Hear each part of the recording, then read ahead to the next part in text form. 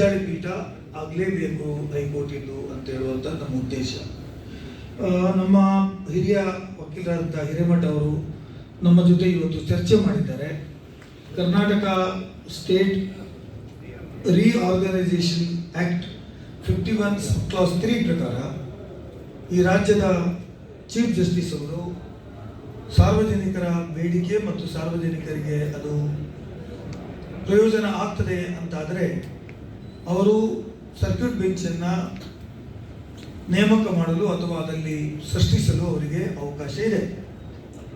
ರಾಜ್ಯಪಾಲರ ಅನುಮೋದನೆಯನ್ನು ಪಡೆದು, ರಾಜ್ಯಪಾಲರು ಅಂದರೆ ಇಟ್ಸ್ ಎ ಗವರ್ಮೆಂಟ್, ರಾಜ್ಯಪಾಲರು ಸ್ಟೇಟ್ ಹೆಡ್ ಇದ್ದಾರೆ, ಅವರನ್ನು ಕರೆಸಿ ಮಾಡ್ತಕ್ಕಂಥ ಅವಕಾಶ ಇದೆ.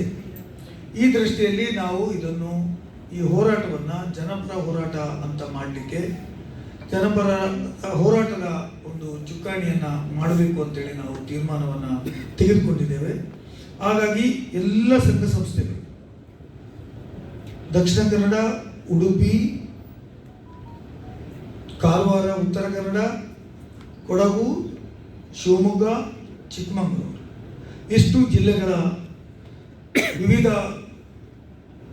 ಸಂಘ ಸಂಸ್ಥೆಗಳಲ್ಲಿ ಕೆಲಸ ಮಾಡುವವರು ಮತ್ತು ಸಾರ್ವಜನಿಕರನ್ನು ಸೇರಿಸಿ, ಚುನಾಯಿತ ಪ್ರತಿನಿಧಿಗಳನ್ನು ಸೇರಿಸಿ, ಜಿಲ್ಲಾ ಪಂಚಾಯತು, ತಾಲೂಕು ಪಂಚಾಯತು, ನಗರ ಮುನ್ಸಿಪಾಲಿಟಿಗಳು, ಗ್ರಾಮ ಪಂಚಾಯತು, ಮಹಾನಗರ ಪಾಲಿಕೆ ಇದೆಲ್ಲವನ್ನೆಲ್ಲ ಸೇರಿಸಿ, ಕಾರ್ಮಿಕರನ್ನು, ವಿದ್ಯಾರ್ಥಿಗಳನ್ನು ಸೇರಿಸಿ, ರೈತರನ್ನು ಸೇರಿಸಿ ಒಂದು ದೊಡ್ಡ ಮೂವ್ಮೆಂಟ್ ಆಗಿ ಪರಿವರ್ತನೆ ಮಾಡಲಿಕ್ಕೆ ಇವತ್ತಿನಿಂದ ನಾವು ಕಾರ್ಯರೂಪವನ್ನು ಮಾಡಿಕೊಂಡಿದ್ದೇವೆ.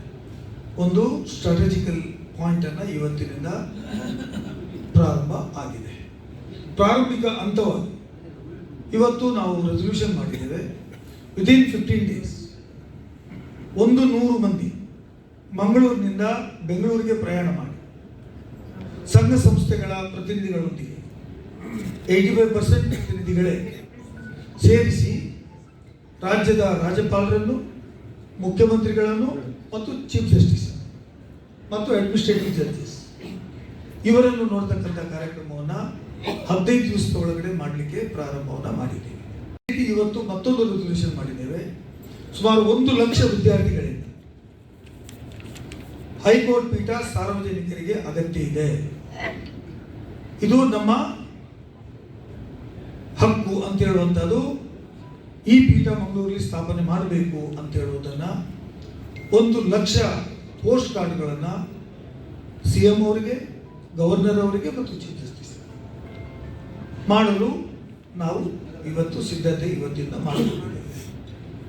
ಅದೇ ರೀತಿ ರಾಜ್ಯದಲ್ಲಿ ಇರುವಂತಹ ಈ 7 ಜಿಲ್ಲೆಗಳ ಚುನಾಯಿತ ಪ್ರತಿನಿಧಿಗಳು ಮತ್ತು ಎಲ್ಲೆಲ್ಲಿದ್ದಾರೆ ಗ್ರಾಮ ಪಂಚಾಯತ್ ತಾಲೂಕು ಮೆಂಬರ್ಗಳ ಲೆಟರ್ಸ್ಗಳನ್ನು ಈ 3 ರಾಜ್ಯದ ಮುಖ್ಯಸ್ಥರಿಗೆ ಕಳಿಸಿಕೊಡ್ಲಿಕ್ಕೆ ನಾಳೆಯಿಂದಲೇ ನಮ್ಮ ಕಾರ್ಯಕ್ರಮವನ್ನು ಪ್ರಾರಂಭ ಮಾಡ್ತೀವಿ.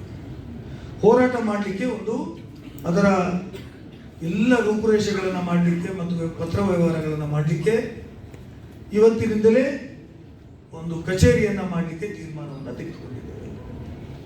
ಮತ್ತು ಅದಕ್ಕೆ ಬೇಕಾದಂಥ ಹಿರಿಯರ ಸಮಿತಿಗಳನ್ನು ಕೂಡ ನಾವು ರಚನೆ ಮಾಡಲಿಕ್ಕೆ ಇವತ್ತಿನಿಂದಲೇ ಕ್ರಮವನ್ನು ತೆಗೆದುಕೊಳ್ತಾ ಇದ್ದೇವೆ. ಒಟ್ಟಾರೆ ನಮ್ಮ ಉದ್ದೇಶ ಇರೋದು ಈ ಭಾಗದಲ್ಲಿ, ಅಂದರೆ ಕರಾವಳಿ ಕರ್ನಾಟಕದಲ್ಲಿ ಇರುವಂತಹ ಕೇಸುಗಳ ಸಂಖ್ಯೆ ಮತ್ತು ಇಲ್ಲಿ ಎಸ್ಟಾಬ್ಲಿಷ್ ಮಾಡಿದರೆ ಇಲ್ಲಿ ಆಗಬಹುದಾದಂತಹ ಜನರಿಗೆ ಸುಲಭದಲ್ಲಿ, ಕಡಿಮೆ ಖರ್ಚಿನಲ್ಲಿ ಮತ್ತು ಅತ್ಯಂತ ಕಡಿಮೆ ಸಮಯದ ಅವಧಿಯೊಳಗಡೆ ಸ್ಪೀಡಿ ಡಿಸ್ಪೋಸಲಲ್ಲಿ ನಮಗೆ ನ್ಯಾಯ ಸಿಗಬೇಕಾದಂಥ ಸನ್ನಿವೇಶವನ್ನು ನಿರ್ಮಾಣ ಮಾಡಲು ಇಲ್ಲಿ ಸಂಚಾರಿ ಪೀಠ ಮಾಡುವಂಥದ್ದು ಅತ್ಯಂತ ಅವಶ್ಯಕತೆ ಇದೆ.